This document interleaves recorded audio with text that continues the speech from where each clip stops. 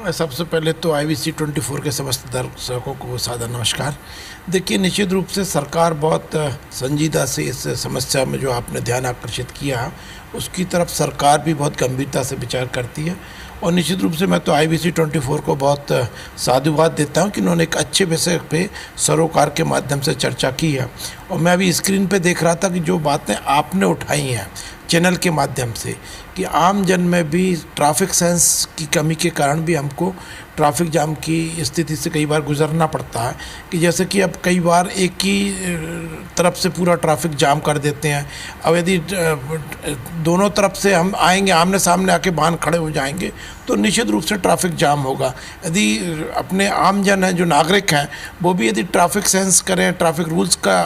पालन करेंगे तो केवल अपनी लेन में खड़े रहेंगे तो ट्रैफिक जाम उतना लंबे समय तक नहीं चलेगा जितने लंबे समय तक अस्त व्यस्त ट्रैफिक होने के कारण हो जाता। दूसरी ओर जो सरकार की जिम्मेदारी है उसको हम बिल्कुल निश्चित रूप से निर्वाह कर रहे हैं। हमारे यशस्वी मुख्यमंत्री जी ने जब इस तरफ ध्यान दिया तो उन्होंने जो BRTS का कॉरिडोर था उसको समाप्त करने का काम किया और दोनों तरफ एक एक लेन बढ़ाने का काम BRTS के माध्यम को तोड़ कर दिया गया है। और अभी जो एलिवेटेड कॉरिडोर बनाने का काम हो रहा है हम भी लगभग तैयार है। जो हम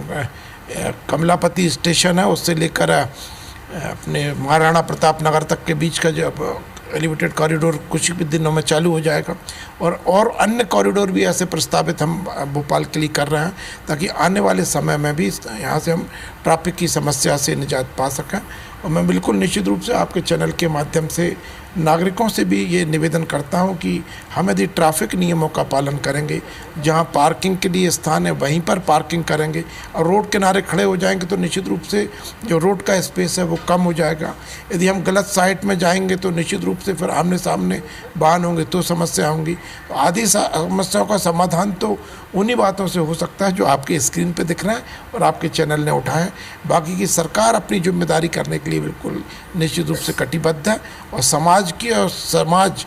और सरकार ये मिलकर यदि करेंगे तो आपका सरोकार का जो उद्देश्य है वो निश्चित रूप से पूरा। हरप्रीत पटेल साहब से जरा एक सवाल ये भी पूछ लीजिए, स्टूडियो से सवाल है उन्हें, आप ये पूछिए कि सड़कें तो बड़ी बनती हैं, अच्छे रोड मैप को लेकर बनती हैं, लेकिन अतिक्रमणकारी दुकानदार, फल ठेले जो गुमटियों का रेहड़ी का काम करते हैं वो कई दफा सड़कों को छोटी कर देते हैं और नतीजा होता है अतिक्रमण हो जाता है। तो पार्किंग की व्यवस्था एक प्रमुख ना होना और अतिक्रमण हो जाना, इस पर सरकार का क्या रोड मैप है?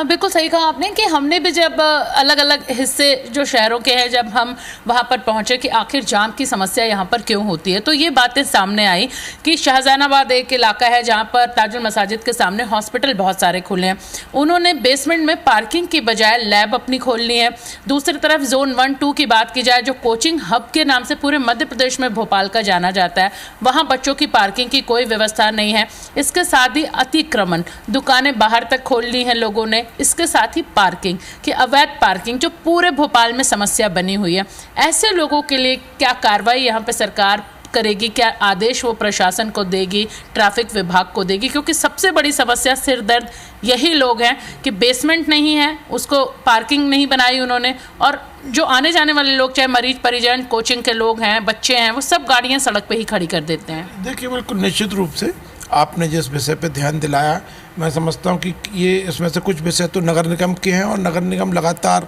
ऐसे संस्थानों के खिलाफ कार्रवाई भी करते हैं और उनको नोटिस इत्यादि देके व्यवस्था सुधारने का काम करते हैं। और ट्रैफिक पुलिस भी निश्चित रूप से 24 घंटे हमारी सड़कों पर रहती है और पुलिस का जो हमारा अमला है ट्रैफिक से विशेष रूप से प्रदूषण में भी, धूप में भी, बरसात में भी पूरे समय सड़कों पर खड़े रहते हैं और व्यवस्था बनाने की जिम्मेदारी निभाते हैं। आपने जिन विषयों की ओर ध्यान दिलाया मैं निश्चित रूप से मानता हूँ कि सरकार भी इन विषयों को और गंभीरता से लेके उनके साथ मिलकर, उन संस्थानों के साथ मिलकर इसमें हम और बेहतर क्या सुधार कर सकते हैं, इसके लिए निश्चित रूप से हम कोई न कोई कदम अवश्य उठाएंगे। कभी कभी यहाँ पर जो है ट्रैफिक पुलिस जो बल है उसकी कमी भी सामने आती है, इसके लिए भी क्या प्रयास किए जा रहे हैं? पूरे प्रदेश भर में अगर बात की जाए तो ये भी एक समस्या है। बिल्कुल, देखिए निश्चित रूप से जिस तरह से वाहनों की संख्या बढ़ रही है उसके अनुसार भी अपने को ट्रैफिक बल की निश्चित रूप से और अधिक आवश्यकता है। अभी हमारी पुलिस में भी नई भर्तियां हो रही हैं, नई भर्तियां होंगी तो निश्चित रूप से ट्रैफिक को भी और ज़्यादा बल मिलेगा। और जब अभी जितना बल है निश्चित रूप से उसमें मैंने पहले भी आपसे कहा कि बहुत दिन रात मेहनत करके हमारे पुलिस के जवान, पुलिस के अधिकारी लोग परिश्रम करते हैं, और जब और संख्या बढ़ जाएगी तो मैं समझता हूँ कि जो थोड़ी बहुत कमी है उसकी भी पूर्ति होगी। सर, कुछ और नए निर्माण, फ्लाईओवर की बात अगर की जाए, मेट्रो प्रोजेक्ट चल रहे हैं, ये भी जो निर्माण कार्य हैं कहीं ना कहीं थोड़ा अभी सरदर्द परेशानी भरे आने वाले समय में, लेकिन यही लोगों के लिए सबसे बड़ी सहूलियत हो जाएंगे। बिल्कुल, निश्चित रूप से। देखिए, जैसे अभी थोड़ा बहुत आपसे अभी चर्चा हो रही थी तब जैसे आया था कि जैसे मेट्रो का निर्माण हो रहा है, इंदौर में भी है, भोपाल में भी है, जबलपुर में एलिवेटेड कॉरिडोर का निर्माण हो रहा है, सिंहस्थ की तैयारी के हिसाब से उज्जैन की भी तैयारी हो रही है। तो हमारे यशस्वी मुख्यमंत्री जी इनको कह सकते हैं प्रोएक्टिव होके इस पर कार्रवाई कर रहे हैं। सब जगह एलिवेटेड कॉरिडोर बनाने का प्रस्ताव है। अब जो मेट्रो के काम चल रहा है उससे निश्चित रूप से थोड़ा बहुत व्यवधान ट्रैफिक में भी आता है, नागरिकों को परेशानी का भी सामना करना पड़ता है। लेकिन ये तो चूँकि निर्माण होता है तो इसको थोड़ा सा, तो जैसे यदि हम अपना घर है और घर में कोई थोड़ा बहुत एक्सटेंशन कर रहे हैं तो घर में रहते रहते थोड़ी परेशानियाँ आती हैं, उसको भी इसी भाव से लेना चाहिए कि हम जिस नगर में रह रहे हैं उस नगर में और सुविधाओं के निर्माण के लिए निश्चित रूप से, इसको हम कह सकते हैं टेम्परेरी परेशानी है, तो उसको भी थोड़ा सा सहन करते हुए ये मानना चाहिए कि आने वाले समय में जब मेट्रो का पूरा निर्माण हो जाएगा तो उससे ट्रैफिक में भी कमी आएगी और जो असुविधा हो रही है वो भी ख़त्म हो जाएगी, तो सुविधा बढ़ना ही है उससे। तो एक और सवाल करना चाहेंगे कि जो नियमों की अनदेखी करते हैं, जैसे कि हमने कोचिंग संचालकों की बात की, हॉस्पिटल